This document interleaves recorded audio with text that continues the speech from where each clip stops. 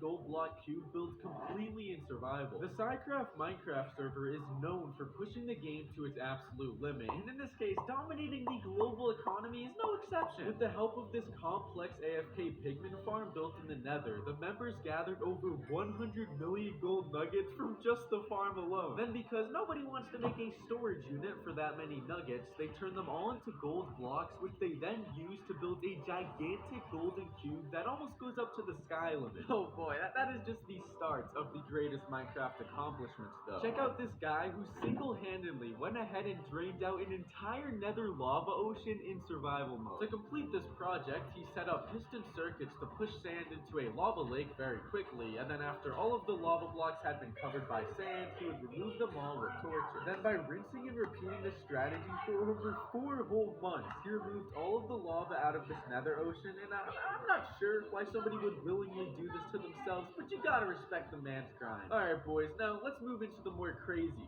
side of the accomplishment. A YouTuber by the name of Fast Jazz figured out how to farm the Ender Dragon repeatedly while being completely AFK using this giant contraption in the end. Basically, you turn on this TNT duper above the farm, then literally all you have to do is look down into this water and hold right click with a finger or a rock. Then the water will push you around while you resummon the dragon with the crystals, which activates an elevator that will send you up the tower, all while the dragon quickly dies from TNT and funnels its XP to you. I actually ran this farm for just about 15 minutes, and I went from 0 to 43 levels, meaning you can go outside while getting those Minecraft gains. Psych boy, I was playing on my phone, the grind don't stop. Minecraft players didn't stop automating the game there though. YouTuber Taco Technisha created an automated baritone robot that can speedrun and beat Minecraft in its entirety. Baritone is a hacking tool that is usually designed to do simple tasks for you like getting diamonds while you sit back and watch. But the problem with most baritone bots is that they're stupid. If you were to say get iron right when you spawn, it would go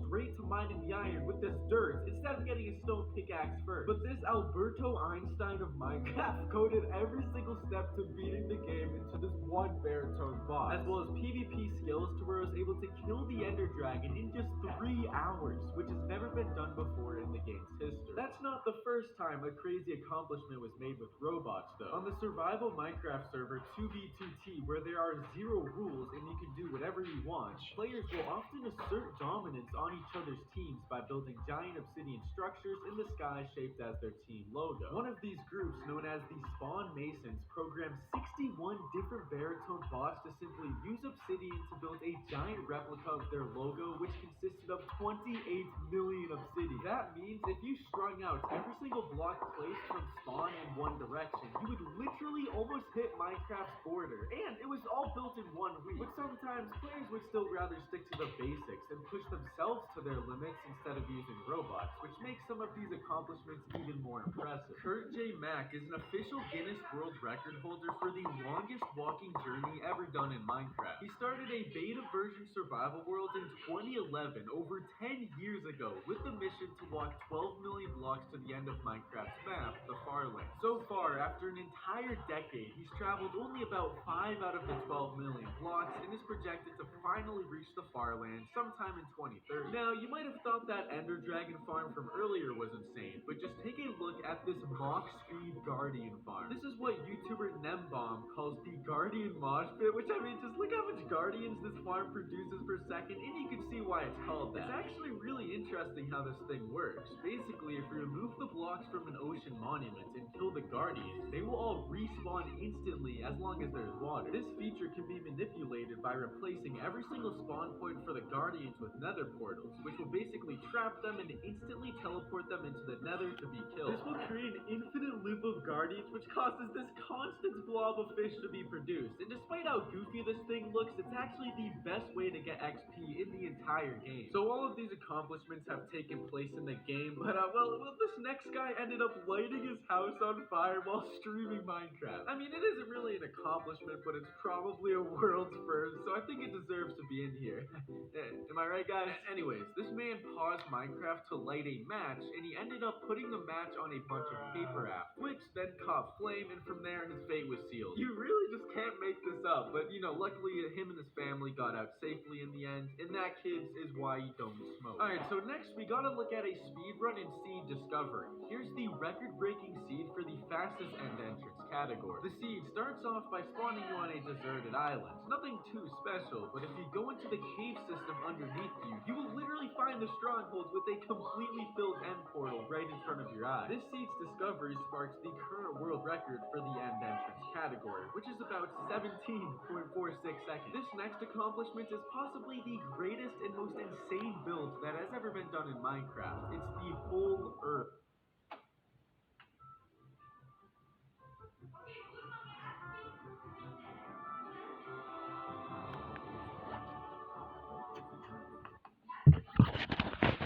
The Build the Earth project is a huge team of builders working together to rebuild every single city and country on Earth in Minecraft, some of which being places like New York, Munich, and London. This map right here actually shows you all of the progress they've made. Each one of these circled zones on the map is a region that has been completely built. Let's check out Oklahoma real quick.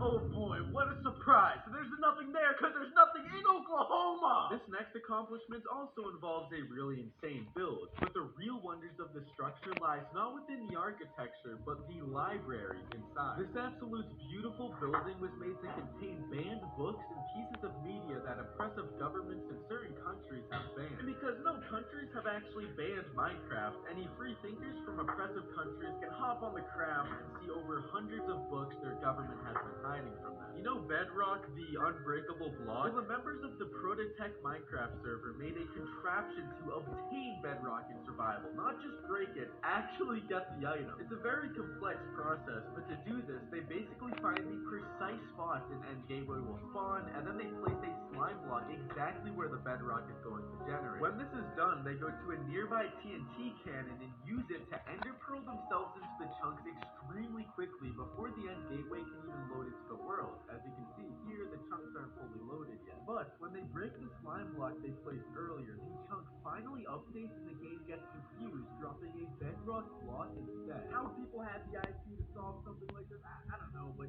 curing cancer, no, this is way better. Once again, back on the Prototech Minecraft server, Rage works in a team figured out how to create this insane-looking lightning farm which produces an infinite supply of skeleton horses. You probably don't believe me, but yes, this is in survival Minecraft. Basically, what the team did was fill up every possible chunk around the farm lightning could strike in with massive amounts of lava, which, because of reasons in the game's code, lightning will not be able to strike on that lava, so it's forced to strike exactly where the farm is. Then by using complex redstone to quickly load chunks off in the distance, they manipulate the game to strike lightning down 20 times a second, ultimately gathering over thousands of skeleton horsemen per hour. There's also other forms of RNG manipulation done too, with similar techniques like Skycraft's interesting looking witch farm, and honestly, these are just accomplishments that deserve spots with cavemen making mine. This next accomplishment completely one-ups the 1 million gold block cube and drained out nether from earlier. It is a 1,000 by 1,000 or 80 million block hole of nothingness. Everything in it is completely dug out, even the bedrock, all done in survival mode on the Sidecraft server. This was done by first using multiple different TNT flying bomber planes to destroy all of the surface blocks, and then sophisticated redstone machines were used to break the bedrock with a piston flip. Like, bro, just look at this stuff on screen right now. What is going on? The goal of this project was to make a playable skyblock map in survival, so if you were to go onto the islands they made right in the middle, you would have no idea you were actually in a regular Minecraft world. Out of every single achievement shown so far in this video, none of them come as close to the accomplishment of creating artificial intelligence in Minecraft. Organizations like MineRL have practically created a human brain in the world of Minecraft that learns different behaviors based off of punishments and rewards by itself. For example, they started off by putting these group of robots into a new world with no prior knowledge of the game at all, as if a human was thrown onto Earth for the first time. The robots were then given points based on the type of blocks they mined, so as time went on, these robots learned what blocks give more points, like diamonds, and what blocks to avoid mining, all from their own judgment. The fact that people literally created evolving and learning robots in Minecraft is just a crazy accomplishment, and the scary part is that one day these AI might learn to be better Minecraft players than you, me, and George not found? And that's Minecraft's greatest accomplishment. So wait a minute, we forgot about one? Oh, a build? Alright, let's check it out real quick.